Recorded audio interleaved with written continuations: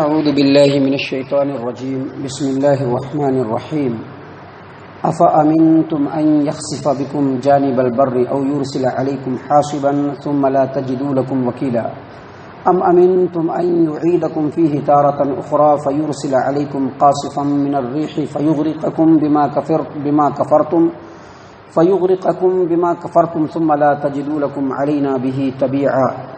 وَلَقَدْ كَرَّمْنَا بَنِي آدَمَ وَحَمَلْنَاهُمْ فِي الْبَرِّ وَالْبَحْرِ وَرَزَقْنَاهُمْ مِنَ الطَّيِّبَاتِ وَفَضَّلْنَاهُمْ عَلَى كَثِيرٍ مِّمَّنْ خَلَقْنَا تَفْضِيلًا۔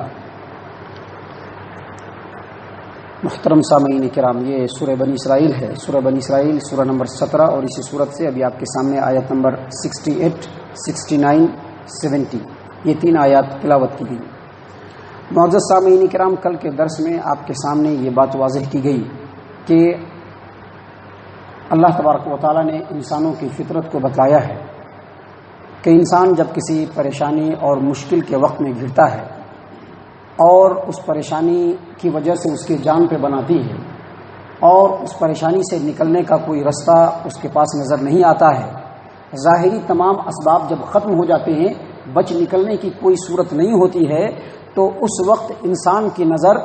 اسباب اور وسائل سے ہٹ کر کے اللہ تبارک و تعالیٰ پر جاتی ہے، اور پھر بندہ اللہ تبارک و تعالیٰ کو خالص ہو کر کے پکارنے لگتا ہے۔ ویسی صورت میں اللہ تبارک و تعالیٰ اپنے بندوں کو نجات دیتا ہے، اور جب وہی بندہ پریشانی اور مشکل سے نکل جاتا ہے تو پھر بھول جاتا ہے، پھر اس کی نظر اسباب پہ چلی جاتی ہے، اللہ تبارک و تعالیٰ کو بہت کم یاد کرتا ہے، اور جو مشرکین، کافرین اور دہریے ہوتے ہیں تو وہ اللہ کو یاد ہی نہیں کرتے ہیں۔ حالانکہ انسانوں کو یہ سمجھنا چاہیے کہ ایسا ہو سکتا ہے، ڈرنا چاہیے اس بات سے کہ اللہ پھر اس کو دوبارہ اسی سبب میں لا کر کے کھڑا کر دے، اسی جگہ پر لا کر کے کھڑا کر دے جہاں پر اس کو یہ معاملہ پیش آیا تھا، پھر سے وہ پریشانی اور مصیبت میں پھنس سکتا ہے، پھر سے اس کی جان کہیں پہ ٹنگ سکتی ہے۔ اللہ تبارک و تعالیٰ نے انہی باتوں کی طرف اشارہ کیا ہے ان آیات کے اندر جو ابھی آپ کے سامنے تلاوت کی گئی ہے۔ آپ کے سامنے کل مثال کے طور پر مشرکین مکہ کا جو واقعہ ہوا کرتا تھا وہ بھی بیان کیا گیا کہ وہ لوگ جب سمندر کے درمیان ہوتے اور وہاں پر کشتیوں، ان کی جو کشتی ہوتی تھی وہ موجوں میں گھر جاتی تھی، اور اب لگتا تھا کہ کشتی اور وہ دونوں ڈوب جائیں گے، تو ایسی صورت میں اللہ تبارک و تعالیٰ کو پکارتے اور نجات پا جاتے تھے، اور بعد میں پھر اللہ تبارک و تعالیٰ کو بھول جاتے تھے۔ اللہ نے انہی باتوں کی طرف اشارہ کرتے ہوئے فرمایا افامنتم ان یخسف بکم جانب البر او یرسل علیکم حاصبا ثم لا تجدوا لکم وکیلا، کیا تم اس بات سے بے خوف ہو گئے ہو، نڈر ہو گئے ہو کہ اللہ تبارک و تعالیٰ زمین میں ہی تم کو دھسا دے؟ جو سمندر کے اندر تم پھنسے اور وہاں پر رب کو پکارا تو رب نے تم کو نجات دیا، تو زمین پر آنے کے بعد پھر رب کے ساتھ کفر و شرک کرنے لگے، تو کیا تم اس بات سے بے خوف ہو گئے ہو کہ اللہ تبارک و تعالیٰ تم کو زمین میں دھسا دے؟ اور کیا تم اس بات سے بے خوف ہو گئے ہو کہ اللہ فرماتے ہیں کہ او یرسل علیکم حاصبا، ایسی آندھی بھیج دے اللہ تمہارے اوپر جس آندھی کے اندر پتھر ہو، ثم لا تجدوا لکم وکیلا، اور پھر اپنے لیے تم کسی طرح کے کارساز اور مددگار کو نہ پاؤ۔ اللہ تبارک و تعالیٰ اگلی آیت کریمہ کے اندر فرما رہے ہیں ام امنتم ان یعیدکم فیہ تارۃ اخری فیرسل علیکم قاصفا من الریح فیغرقکم بما کفرتم ثم لا تجدوا لکم علینا بہ تبیعا۔ اللہ فرماتے ہیں کہ کیا تم اس بات سے بے خوف ہو گئے ہو، بالکل نڈر ہو گئے ہو کہ جس اللہ نے تم کو سمندر میں جب تم پھنسے ہوئے تھے وہاں سے نجات دلایا، اللہ پھر کوئی ایسا سبب پیدا کر دے کہ تم سمندر کے سفر کو مجبور ہو جاؤ اور بیچ سمندر میں پہنچو، اللہ تبارک و تعالیٰ تمہارے اوپر تیز و تند آندھی کو بھیج دے، اور وہ آندھی تمہارے کشتی سمیت تم کو تمہارے کفر اور شرک کے جرم میں سمندر میں غرق کر دے، اور پھر تم کوئی ایسا آدمی، کوئی ایسی ہستی، کوئی ایسا مددگار نہ پاؤ جو تمہاری طرف سے کھڑا ہو کر کے مجھ سے پوچھ سکے کہ اس کو کیوں ڈبایا۔ محترم سامعین اکرام، اللہ تبارک و تعالیٰ نے ان دونوں آیات کے اندر اس بات کو بتلایا کہ اللہ تبارک و تعالیٰ کا اختیار صرف زمین پہ نہیں ہے، سمندر کے اندر بھی ہے، کائنات کے ذرے ذرے پر ہے، صرف وہیں تک سمندر تک جڑا ہوا نہیں ہے۔ اللہ یہ بھی کر سکتا ہے کہ تمہارے جرم کے پاداش میں زمین پھٹے اور تم اس میں دھس جاؤ اور کسی کو پتہ بھی نہ چل سکے۔ اللہ تبارک و تعالیٰ اس بات پر بھی قدرت رکھتا ہے کہ اللہ تبارک و تعالیٰ تمہارے اوپر ایسے پتھروں اور سنگریزوں کی بارش بھیج دے جس کے اندر تم پھنس کر کے تباہ و برباد ہو جاؤ اور کوئی پناہ تم کو نہ مل سکے۔ اور اللہ تبارک و تعالیٰ اس بات پر بھی قدرت رکھتا ہے کہ ایسے اسباب، ایسے حالات پیدا کر دے کہ تم پھر سے سمندر کے اندر جاؤ، اور اللہ تبارک و تعالیٰ وہاں پر تمہارے اوپر تیز و تند آندھی بھیج دے، اور وہ آندھی تمہارے کفر، تمہارے جرم کے بدلے میں تم کو سمندر کے اندر غرقاب کر دے، اور اس وقت تمہارا کوئی مددگار نہیں ہوگا، اللہ سے کوئی پوچھنے والا نہیں ہوگا کہ کیوں ڈبایا اس کو، کیوں برباد کیا اس کو۔ ان دونوں آیات کے اندر اللہ تبارک و تعالیٰ نے ان باتوں کو بیان کرنے کے بعد اگلی آیت کریمہ میں بڑی ہی نصیحت والی باتیں بیان فرمائی ہے۔ اللہ فرماتے ہیں وَلَقَدْ كَرَّمْنَا بَنِي آدم، ہم نے آدم کی اولاد کو بہت ہی بزرگی عطا کیا ہے۔ آدم کی اولاد کو، انسانوں کو، ہر انسان کو اپنے آپ میں سوچنا چاہیے کہ اللہ نے اس کو بڑا بزرگ بنایا ہے۔ چھوٹے چھوٹے حرکتوں سے بچنا چاہیے، کیونکہ اللہ نے اس کو بہت بڑا بزرگ بنایا ہے۔ اللہ یہاں پر فرما رہا ہے سورہ بنی اسرائیل آیت نمبر 70 میں وَلَقَدْ كَرَّمْنَا بَنِي آدم، ہم نے آدم کی اولاد کو بزرگی عطا کی، وَحَمَلْنَاهُمْ فِي الْبَرِّ وَالْبَحْرِ، اور ہم نے انسانوں کو سمندر میں اور خشکی میں سواری مہیا کیا ہے۔ خشکی میں بھی سواریاں ہیں، آسمان میں بھی سواریاں ہیں، جہاز ہے، راکٹ ہے، جیٹ ایئر ہے، کتنی چیزیں جو اللہ نے بیان کی ہے، اللہ نے بنائی ہے۔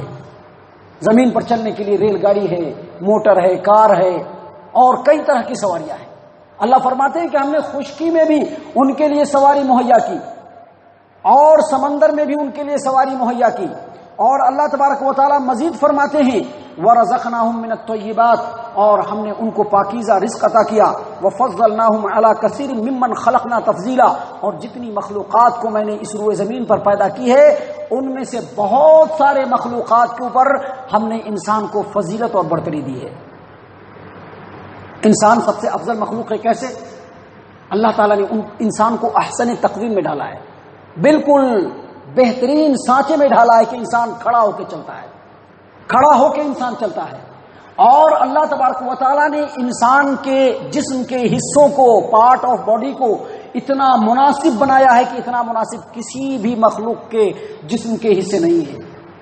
اور انسان کے جسم کے ایک ایک حصے کو اللہ تبارک و تعالیٰ نے جتنا کارگر، جتنا کارآمد اور جتنے زیادہ مقاصد کے لیے بنایا ہے دوسرے کسی بھی مخلوق کے لیے نہیں بنایا ہے۔ انسان کے پیدا ہونے سے پہلے اس روئے زمین پر سب سے بہترین مخلوق جو تھی وہ فرشتے تھے۔ آدم کو پیدا کیا، فرشتوں سے سجدہ کروایا، جو اس بات کا اعلان تھا، کھلا ہوا اعلان تھا کہ یہ جو مخلوق ہے اب سب سے اشرف اور سب سے افضل مخلوق ہوگا۔ انسان کا جو بچہ ہوتا ہے وہ انتہائی کمزور پیدا ہوتا ہے، لیکن اسی بچے کو اللہ تبارک و تعالیٰ اتنا دماغ، اتنا ذہن، اتنا عقل دیتا ہے کہ دنیا کی تمام چیزوں کو وہ اپنے کام میں لے آتا ہے۔ بڑے سے بڑا، طاقت کے طاقتور سے طاقتور، جسیم سے جسیم جانوروں کو اپنے انڈر میں کر کر کے اس کے پیٹھ پر سواری کرتا ہے انسان۔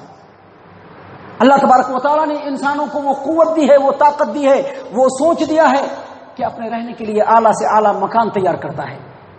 اور اپنے لیے اعلیٰ سے اعلیٰ لباس تیار کرتا ہے۔ دنیا کے اندر جو خوراک ہے ان میں سب سے عظیم اور سب سے بہترین اور سب سے ذائقے دار جو خوراک ہے وہ انسان اپنے لیے تیار کرتا ہے۔ گویا اللہ تبارک و تعالیٰ نے انسانوں کو جتنا اقتدار، جتنا اختیار دیا ہے، جتنی بزرگی دی ہے، جتنی فضیلت دی ہے، جتنی فوقیت دی ہے، اتنا کسی بھی مخلوق کو نہیں دیا ہے۔ اب اس سے بڑھ کر کے ذلت، اس سے بھی بڑھ کر کے ضلالت، اس سے بھی بڑھ کر کے حماقت اور بیوقوفی کی بات کیا ہو سکتی ہے کہ جس انسان کو اللہ تبارک و تعالیٰ نے تمام مخلوقات کے اوپر فوقیت اور برتری دی، وہ اللہ کو چھوڑ کر کے اپنے سے کمتر مخلوق کے سامنے جھکنا شروع کر دے، یا اپنے ہی جیسے مخلوق کو اپنا مشکل کشا اور حاجت روا سمجھنے لگے۔ اس سے بڑھ کر کے حماقت اور ذلت کیا ہو سکتی ہے؟ اللہ تبارک و تعالیٰ انہی باتوں کو یہاں پر بیان کرنا چاہ رہا ہے کہ ہم نے بنی آدم کو بڑا ہی بزرگ بنایا ہے، اور ہر طرح کی چیزوں سے نوازا ہے، اور مخلوقات میں سے اکثر مخلوق پر، بلکہ زیادہ تر مخلوق پر، بلکہ سبھی مخلوق پر ہم نے انسانوں کو فضیلت دی ہے، فوقیت دی ہے، برتری دی ہے۔ اب انسانوں کو چاہیے کہ اللہ تبارک و تعالیٰ کو چھوڑ کر کے کسی کے سامنے اپنے اس ماتھے کو نہ جھکائے۔ اللہ تعالیٰ ہم تمام کو ان آیات کے اوپر غور و فکر اور تدبر کرنے کی توفیق عنایت فرمائے۔ اللہ تبارک و تعالیٰ ہم تمام کو توحید پرستی کے اندر پختگی عطا فرمائے، ہم تمام کو صحیح معنوں میں مومن اور مسلمان بنائے، اللہ کے رسول صلی اللہ علیہ وسلم کی سنتوں کی اتباع کرنے والا بنائے، صحابہ کرام کا پیروکار بنائے، مومن اور مسلمانوں کے صف میں شامل فرمائے، جنت الفردوس میں جگہ عطا فرمائے۔ اے اللہ ہم تمام کو جہنم سے پناہ دے، اے رب العالمین ہم تمام کو جہنم سے پناہ دے، اے مالک الملک ہم تمام کو جہنم سے پناہ دے، آمین یا رب العالمین، وما علینا الا البلاغ المبین۔